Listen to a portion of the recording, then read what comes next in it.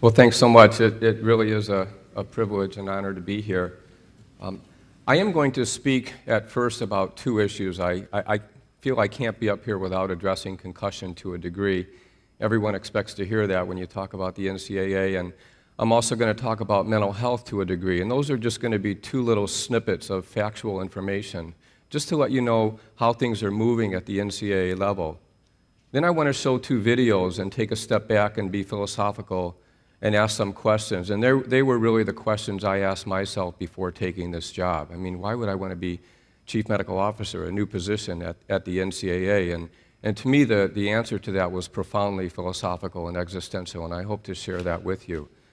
But just to start, to let you know what's happening in the concussion realm, a little brief overview.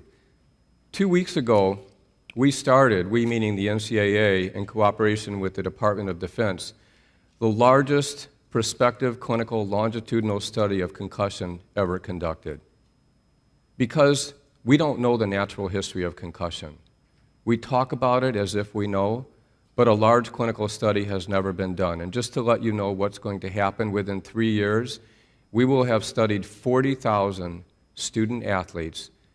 Every one of them will have received the same baseline test, the same post-concussion test.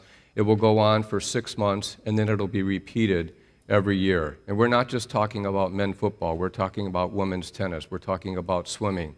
For the first time, we're going to be looking at women's sports equal to male sports. And the other thing we're doing on top of that, and we're beginning this year, is a study that is smaller, but we will have looked at 1,200 student athletes by the end of 3 years. Every single kid in the sport of football, men's and women's lacrosse, men's and women's soccer, they're not only going to have the same baseline tests, but baseline genetic testing, baseline blood biomarkers, baseline MRI studies, and they're all going to be wearing helmet sensors during practice and the games. And they're going to have an intense post-concussion protocol. So we're going to have some data by the end of 3 years. We're going to have some meaningful data by the end of 1 year, and we're already working on how to extend this to 10, 20, 30, and 50 years. We didn't wait for that. Some of you may have read that we had concussion guidelines that were released in July, independent medical care guidelines, and year-round football practice guidelines. They're guidelines, they're not legislation. And we got criticized for that. But what was absent in the criticism was that 11 of the most prominent medical organizations in this country endorsed the year-round football practice guidelines and said, based on the data we have, this is the best we can do right now. And that's what's a shame, because we don't have the data, but we plan to do something about that. I wanted to talk briefly about mental health. Why mental health? Well, it is pretty important. When I went around, and I probably visited over 50 schools, I meet with numerous student athletes, and I asked the student athletes, what's your major #1 concern? I thought hands down it would be concussion, and hands down, it's mental health. They're concerned about mental health issues. And when you look at the data, we should all be concerned too. So we actually had a series of task forces, and I'm very happy to announce, and just putting it on the radar screen, in about 3 weeks, we're going to be putting out a major e-publication on mental health concerns for student athletes. And we're going to be addressing some of the things that Dr. McDonald just talked about. Sleep deprivation. Let's get into sleep deprivation just a little bit. That's widespread across our society, especially at the youth level. And if you progressively sleep deprive someone over a period of 12 weeks, his or her neuromuscular performance will continue to diminish, even though after 3 days he or she believes that he's back to normal. And you get symptoms that include suicidal ideation, depression, anxiety, and all of the symptoms of ADHD, attention deficit hyperactivity disorder. And what's the treatment for that in our society? Stimulants. So there are some real issues, but it goes beyond that. We're addressing sexual abuse. It's certainly been in the headlines, but we know the data. We know that 10% of female college student athletes have been victims of sexual abuse. We know that the African American male student athlete who's homosexual or bisexual has a 5 times increased risk of having been a victim of sexual abuse. But we aren't talking about that enough. We aren't talking about it at the youth level. We need to do what the sport of tennis did. We need to get right at the youth level, create rules, create protection mechanisms so that we actually change the culture. That and other issues we're addressing in our mental health handbook. I'll just give you one more tidbit. If you're injured, and after that injury you develop depression or anxiety, which is very common, that actually hinders your ability to recover. And so one goal of this e-publication is not that it's an end product, it's actually the beginning of widely socializing mental health issues. And the goal really is to be certain that mental health is addressed in the locker room, on the playing field, off the playing field, as much as an ACL injury. They're both equally important. So those are just 2 high-level issues, but I wanted to step aside and show 2 videos for you, and this is going to be taking us back a little bit into youth sport and really the reason why we're here today.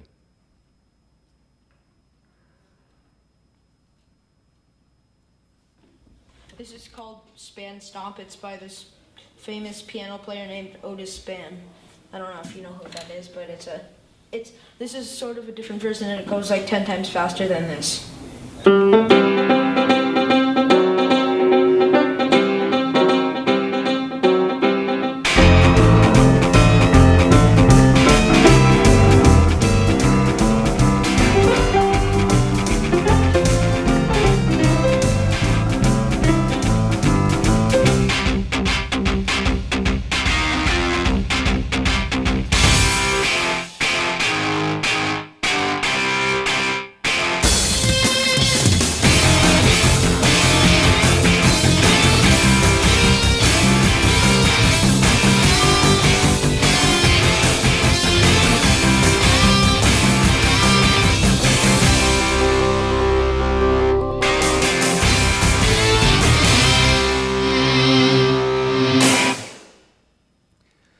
So why show that video? Well, if you look at kids in a playground, you aren't giving them any rules or regulations or telling them they have 10 minutes to do this and 5 minutes to do that. You'll notice that every 3 to 5 seconds there's a new burst of physical activity. That's what kids do naturally. But there are 2 things that can take kids away from that. One is TV or other electronic media. You can put someone in front of a TV or in front of a computer, and the kid may not move for 2 to 3 hours. Similar to as if you were on a morphine drip. And why do I say that? Because both morphine and the electronic media make you not care. You don't even care about not moving. How many of you have been in a depressed state and you just put on the boob tube or the television, and for the next 4 hours, you aren't worried about what's going on? You don't go through a healing catharsis, but you aren't worried. You don't care. That's one of the things that we've done in our society. Kids are not moving naturally, and this next video will share with us some of the consequences of that.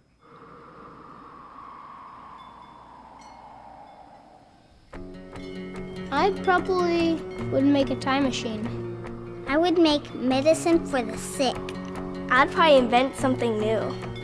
我会赢到5个总冠军戒指。 If I could have an extra 5 years to live. You said 5, right? 5 years. It's a long time. I would try to fix everything I did bad. I would bring my uncle back because I miss him very much. I would get more hamsters. I would probably want to go looking for dark matter. I think I'd go looking for aliens. If I could live an extra 5 years. I was thinking about making like a helicopter, like a wooden helicopter, but I don't have any wood. I want to go check out the moon sometime. I'd probably teach my sister not to hate tuna. I would try and invent a machine that lets you run at light speed. If I had 5 more extra years to live, I would be the boss of all the chipmunks. Eu cantaria na frente de 1 milhão de pessoas. I don't really know. I think I'd do anything. Why are you asking me that?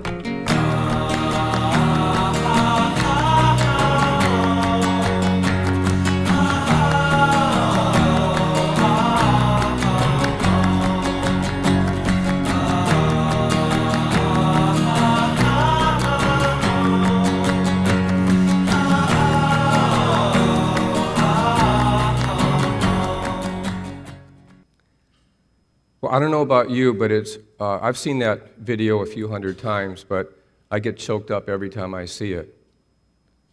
I have children, I have grandchildren, and I'm concerned deeply about these issues. When I interviewed for the job at the NCAA, one of the things I said during the interview was, I'm not sure the NCAA really has a problem. Other than that, the NCAA is part of society. And we have two societal issues which are deeply disconcerting. One is that we are now one of the most physically illiterate countries in the developed world. Mexico surpassed us last summer as the most obese country on this planet. We're number 2. But there's something wrong about that. There's something wrong about what's going on in our high schools and grade schools, and kids aren't getting enough physical exercise. But the solution, one of the solutions, should be sport. Sport, there's your answer. But that's problem number 2, is that part of the sport model is broken. As Dr. McDonald mentioned, we're over-specializing at a young age, despite all of the data that tell us that if you specialize in sport before puberty, you're doing it wrong. You're developing the player, and you're not developing the athlete. You're developing someone like a World Series Little League pitcher, and if you track all of those World Series Little League pitchers from the last 30 years, try to find one who pitched a single pitch in Major League Baseball. Over-specialization, we're not developing the human being, we're not developing the athlete, the ABCs of athleticism, ability, agility, balance, coordination, speed, stamina, strength. It's not good, and what the results are is that by the time of puberty, 75% of kids are dropping out of organized sport. And then what's happening after that? Overuse injuries. When I go across the country and I speak to athletic trainers, the heart and soul of medical care at colleges, I hear universally that their biggest concern is that kids are coming into college already broken. So if we just fix overuse injuries at the NCAA level, well, how are we going to do that? They're coming in with overuse injuries. So the most ambitious task force that I'm putting together, so we've done our work in part on concussion, and now we have to intensely go and carry on with that. We've done our work in part on mental health, but now we have to really much more intensely socialize that and get it integrated into the system. But I'm not sure how we're going to tackle overuse injuries. We've already had 2 full-day retreats on this, numerous meetings, numerous phone calls, and what we're planning is to roll out a series of task forces, but it has to involve youth sport. It has to involve thoughtful people, like the people that are members of MomsTEAM. This is an issue that is hurting our society, and it's hurting one of the major solutions to a real epidemic that's creating numerous health problems in our country. But we might just ask, why even play sport? Why play sport? Because despite what everyone says or dreams of, there's always going to be an injury risk in sport. Always. Even in a seemingly innocuous sport like tennis, the sport I played in college that I continue to compete in, there's always going to be an injury risk. So why not just have everyone exercise? I think that we need to ask that question philosophically. And then we may come up with answers like this, that sport is just an extraordinary place to develop morally, spiritually, mentally, physically. Sport is something that takes you to the edge of a cliff. And right when you're at that edge, you come to discover something inside of you. You discover your creative soul. And you understand that on this planet, your creative soul is something that is very physical. It's very palpable. And in sport, you fall down. You fail. You're hooked. You're cheated. And you come to understand that, and you come to deal with it. In sport, you learn how to lose with grace. You learn how to win with grace. Or you can be a jerk. You have all of those choices. But it takes you to a magical place. That's why we play sport. That's why we train for sport. But if we train incorrectly, if the rules are not enforced, if we do it wrong, then we're just harming our kids and we're not moving into a good place. Let me tell you one simple story. Again, I'm going to continue a theme that Dr. McDonald started about overuse injuries. One of the things I learned when I was Chief Medical Officer of the US Open for 16 years, there was one player who had repeated shoulder injuries, had a couple of surgeries, finally was referred to me, and I kind of had a sense of what might be going on, but I referred him to a physical therapist extraordinaire, and she called me up that day and said, "Brian, I discovered the problem with his right shoulder." I said, "What's that?" She said, "It's his left ankle." I said, "Really? So tell me more." He had had, as is so typical in sport, an ankle sprain, a lower extremity injury. And what did he do? Rested, went back out and played. That's what they do. They rest, go back out and play.